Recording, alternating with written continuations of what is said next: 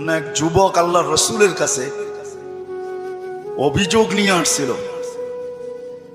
যে আমি দুই হাতে কামাই, আমার আব্বা আমাকে বলা ব্যতীত দুই হাতে খরচ করে, আপনি যদি বাবাকে একটু বলে দিতেন।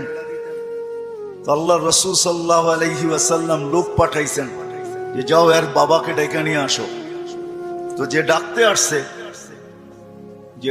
আসছে তো বলছে আল্লাহ রসুল তোমাকে ডাকে।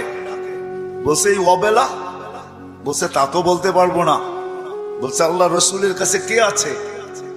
বলছে কাউকে তো দেখি নাই, কিন্তু তোমার ছেলে বসা ছিল।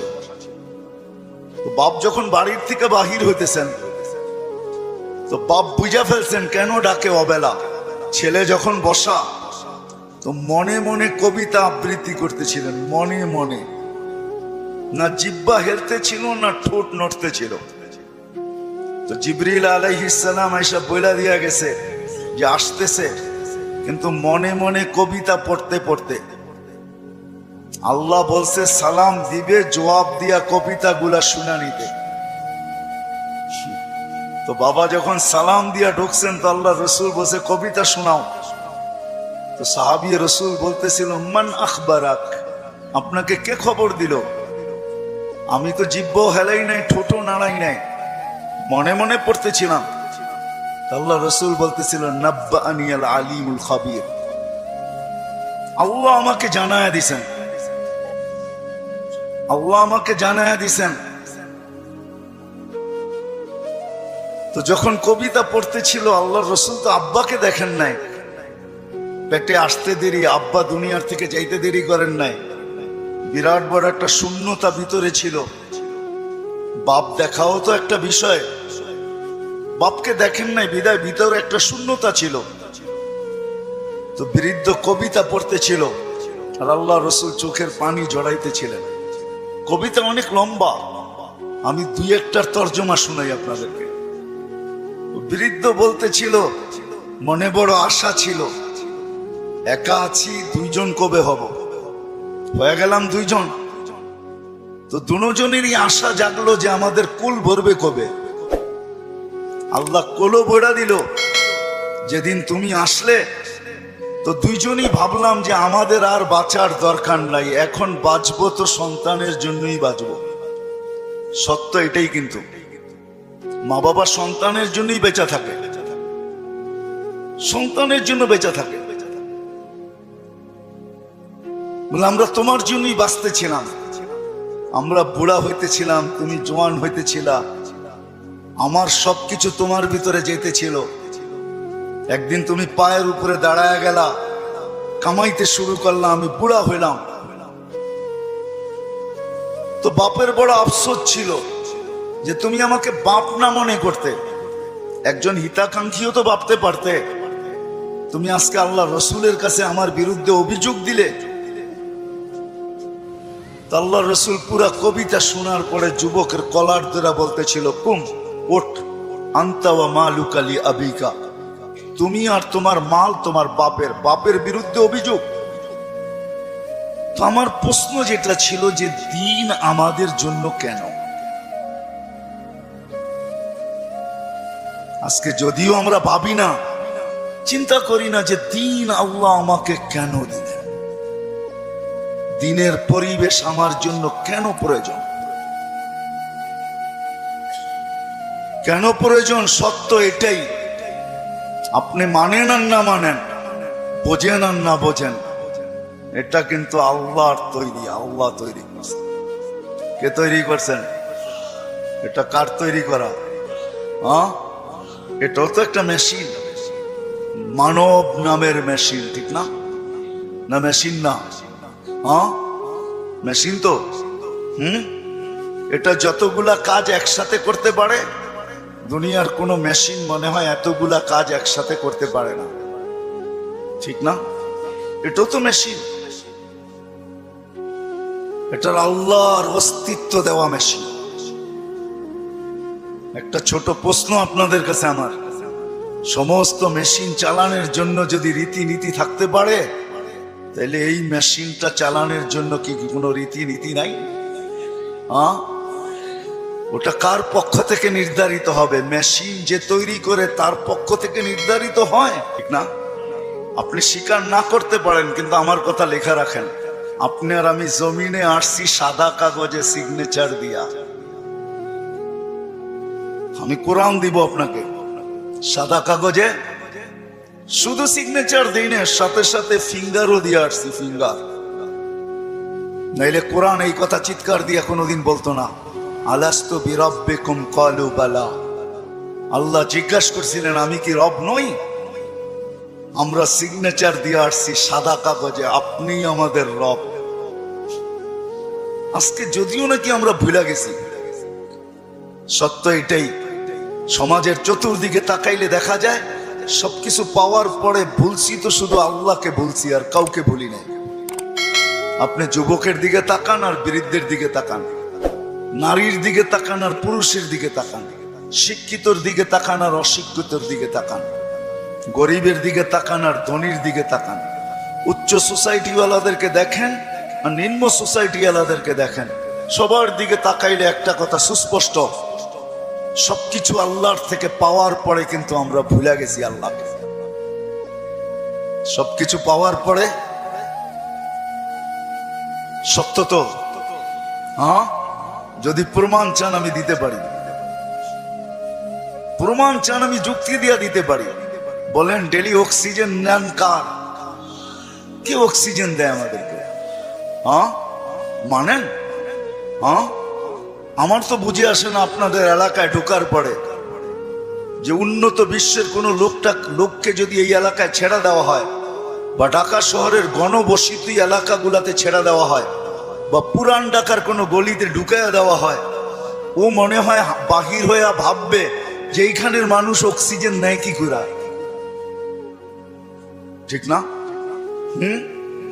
মনে হয় বুঝাইতে পারি না, কিন্তু আমাদের নিতে কোনো অসুবিধা হয়?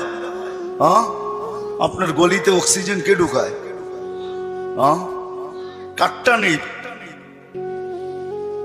প্রতিদিন কার অক্সিজেন কতটুকু নেই জানি? হ্যাঁ, পার হেড 550 লিটার নেই। মাছ যদি 30 দিনে হয়, তাহলে আর আপনি আর আমি 16,500 লিটার পার মান্থ নেই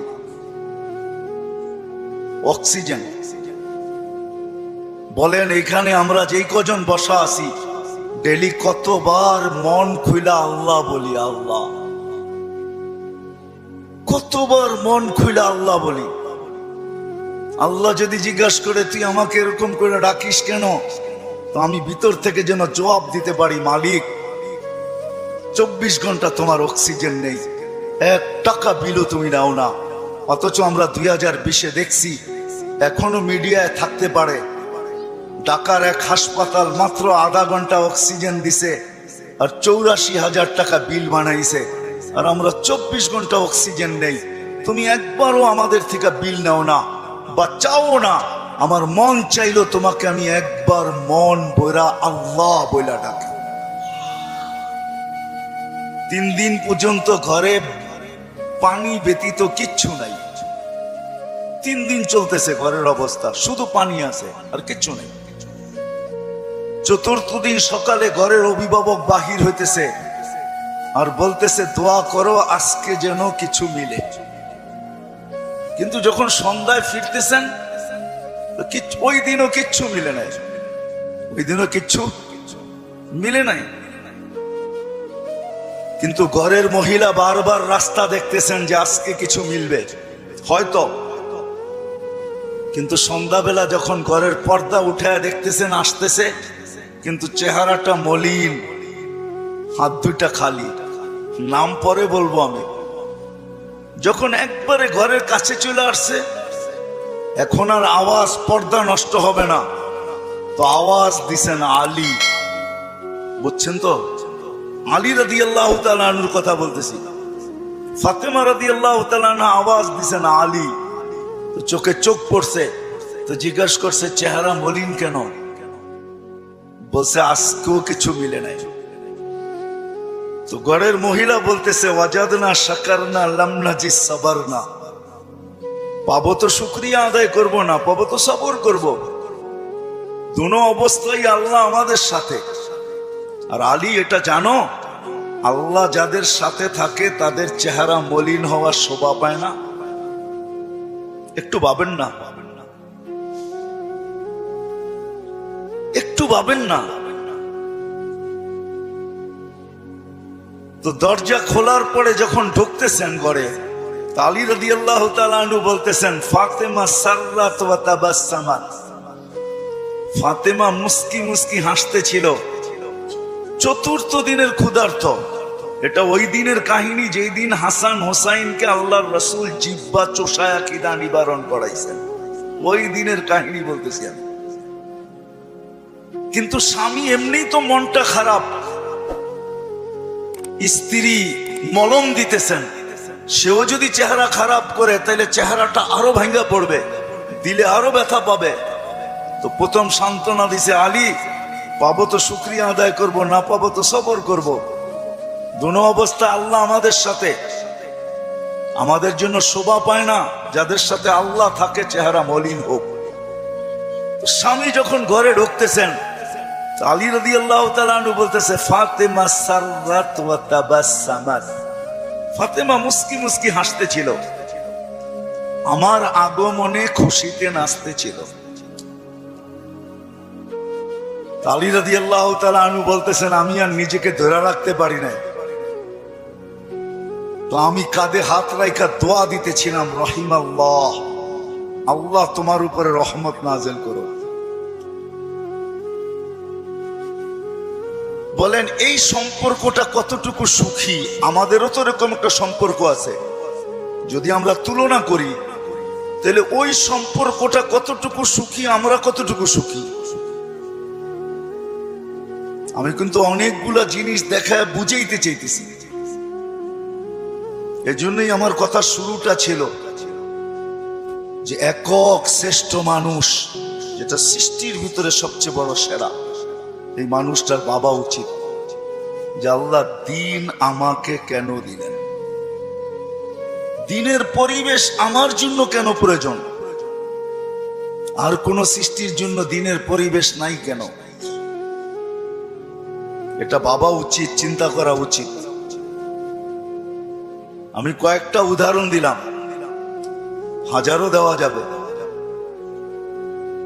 অথচ মুসা আলাইহিস সালাম আল্লাহকে জিজ্ঞাসা করছেন, আমার জান্নাতের বন্ধুকে? তা আল্লাহ বলে কসাই।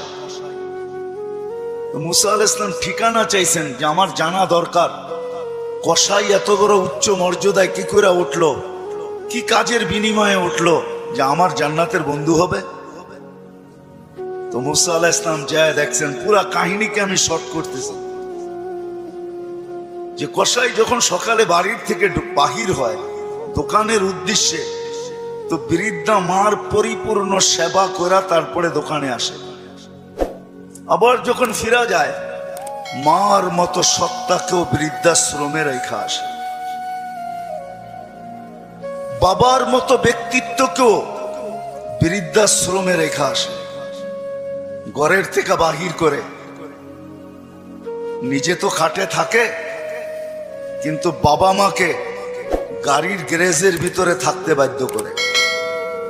আমি আঙ্গুল দিয়ে দেখাবো না আপনাদেরকে, আমি দেখাইতে পারি, আমার কাছে রিপোর্ট আছে, কিন্তু আমরাও জানি। মানুষ যখন দিন না বোঝে তখনই কিন্তু ভাই ভাইয়ের বিরুদ্ধে। আমি তো বৃদ্ধাশ্রমের কথা বলতেছি। আজকে তো মিডিয়াতে দেখা যায় সন্তান মা বাবাকে সাত সাত টুকরা করে। সত্য তো? কারণটা কি? সে দিন বোঝে নাই, দিনের প্রয়োজনীয়তা মনে করে না, যে দিন আমার জন্য কেন, কেন দিলেন আল্লাহ আমার জন্য দিন। তখনই কিন্তু যা আমরা দেখতেছি বর্তমানে, এগুলা দেখতে হইতেছে এই জন্য যে ভাই ভাইয়ের বিরুদ্ধে কেস করতেছে। সিভিল কেস কিন্তু সমস্ত আপনজন আপনজনের বিরুদ্ধে, প্রতিবেশীর বিরুদ্ধে খুব কম, আপনজনের বিরুদ্ধেই সিভিল কেস, জায়গা জমিন কেস সবচেয়ে বেশি। আপনি 80% কেন 90% পাবেন।